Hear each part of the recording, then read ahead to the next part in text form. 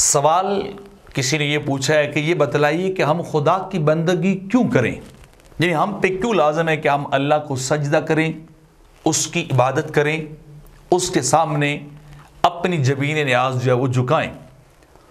تو اس بات کا جواب مختلف طور پر علماء نے دیا ہے کہ ہم پر بحیثیت انسان، بحیثیت عبد اور بندہ ہونے کے اللہ کی بندگی کیوں لازم ہے۔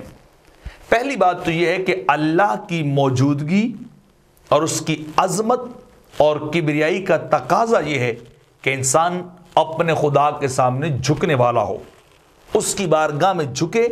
وہ ذات ہی ایسی ہے کہ اس کی بندگی کرنی چاہیے۔ کیوں؟ کوئی بھی اگر خوبصورت سی چیز ہو، انتہائی زبردست چیز ہو، ہم اس کی تعریف خود بخود ہی کرتے ہیں، اپریشیٹ کرتے ہیں اسے، اس کے بارے میں تعریفیہ کلمات کہتے ہیں۔ تو کائنات کے اندر خدا کے مقابلے میں یہ خدا جتنی خوبصورت اور عظیم اور اعلیٰ چیز اور کوئی نہیں ہے، اتنی کبریائی کی مالک اور کوئی ذات نہیں جتنی خدا کی ذات ہے۔ تو یہ اس کی ذات کا تقاضا ہے خدا ہونے کے اعتبار سے کہ اس کی بندگی کی جائے۔ جیسے سورہ طٰہٰ کے اندر فرماتا ہے اننی انا اللہ لا الہ الا انا فاعبدنی واقم الصلاۃ لذکری، کہ میں ہی معبود ہوں، میں ہی خدا ہوں، میرے سوا کوئی معبود اور خدا نہیں ہے، اور تمہیں میری بندگی بات کرنی چاہیے اور میرے ذکر کے لیے تمہیں نماز جو ہے وہ پڑھنی چاہیے۔ ایک چیز، اور دوسری چیز یہ ہے کہ ہر چیز کو پیدا کرنے والا خدا ہے، اللہ نے ہی پیدا کیا، تبارک اللہ احسن الخالقین۔ اور پھر اگلی بات یہ ہے کہ پیدا کرنے کے بعد اس کو قائم رکھنے والا بھی وہی ہے کہ وہ ان کو رزق دیتا ہے۔ الحمدللہ رب العالمین، جو ان کو رزق دے رہا ہے آہستہ آہستہ ان کی ضرورت کے مطابق۔ تو اس کا پیدا کرنا، پھر پیدا کرنے کے بعد اسباب زندگی کو مہیا کرنا، یہ بھی تقاضا اور ڈیمانڈ کرتا ہے کہ اس کی تعریف کی جائے، یعنی اس کی بندگی عبادت ثنا کی جائے۔ کیونکہ اگر انسان کسی کے یہاں جاب کر لے یا کوئی انسان کسی پہ بڑا ہی دان کر دے، بڑی سخاوت کر دے، اسے کچھ دے، اس کی ضرورت سے بڑھ کر بڑا مہربان ہو جائے، تو بندہ اس کی تعریفیں اور اس کو سلام کرتا اور نہیں تھکتا، تو کیا اس کا کوئی حق نہیں ہے؟ جس نے ہمیں پانی کی ایک بوند سے پیدا کر دیا، رزق پہنچایا ماں کے پیٹ میں، اب دے رہا ہے، اس کا کوئی حق نہیں کہ اس کی بندگی نہ کی جائے؟ یہ انسانی فکر اور عقل کا تقاضا ہے۔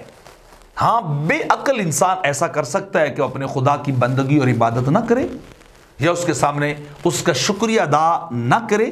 تو عقل کا تقاضا یہ ہے کہ اس کی جو ہے وہ بندگی کی جائے، جیسے اللہ رب العزت خود ہی فرماتا ہے هو الذی خلق لکم ما فی الارض جمیعا، اللہ یہ اس نے زمین میں سب کچھ تمہارے لیے پیدا کیا ہے۔ اور پھر فرماتا ہے یشرکون ما لا یخلق شیئا وهم یخلقون۔ عجیب بات یہ ہے کہ لوگ اللہ کے مقابلے میں شریک بنا کے ان کی بندگی کرتے ہیں جنہیں اس خدا نے پیدا کیا ہے، حالانکہ وہ تو کچھ بنا بھی نہیں سکتے، اپنے ناک پہ بیٹھی مکھی کو بھی نہیں اڑا سکتے، تو کیا ان کی وہ بندگی کریں گے یا اس کی سرکشی کریں گے؟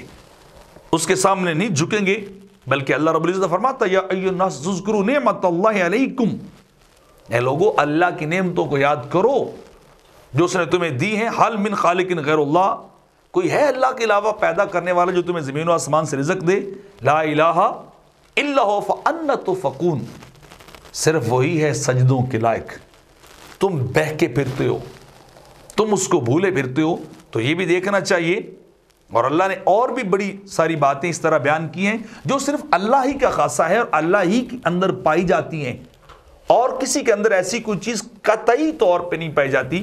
رب ذوالجلال فرماتا ہے کیف تکفرون باللہ وکنتم امواتا فاحیاکم ثم یمیتکم ثم یحییکم ثم الیہ ترجعون، تم اللہ کا انکار کیسے کر سکتے ہو کہ اللہ کو مانے بغیر تمہاری زندگی کا تصور بھی نہیں ہو سکتا؟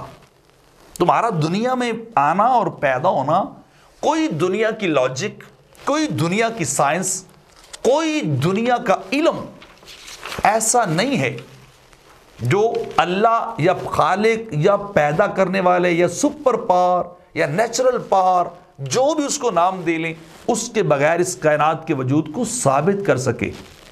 یہ زمین و آسمان، یہ سارا کچھ، یہ جتنے سیارے ہیں، جتنی چیزیں، ان کا تصور خدا کے بغیر ممکن ہی نہیں ہے۔ کوئی سائنس ثابت نہیں کر سکتی کہ اگر کوئی ایک کریشن نہ ہو اور اس کے بغیر آٹومیٹیکلی دنیا بن جائے، اس کو تو کوئی ایک عام بندہ بھی کبھی نہیں مانتا۔ ایک عام سطحی فکر کا مالک بندہ بھی اس کو جو ہے کبھی نہیں مان سکتا۔ اور اگلی بات یہ ہے کہ اللہ کی نعمتیں ہم پہ اتنی ہیں کہ ہم ساری زندگی بھی گزاریں تو اس کی نعمتوں کا شکریہ نہیں ادا کر سکتے۔ تو ایک سجدہ یا 2 سجدے یا چند سجدے کر کے ہم تو صرف یہ ہے کہ وہ انگلی کٹا کے شہیدوں والی لائن میں کھڑے ہو رہے ہیں۔ ان تو نعمت اللہ لا تحصوها، اگر تم اللہ کی نعمتوں گنو تو تم ان کو کبھی شمار نہیں کر سکتے۔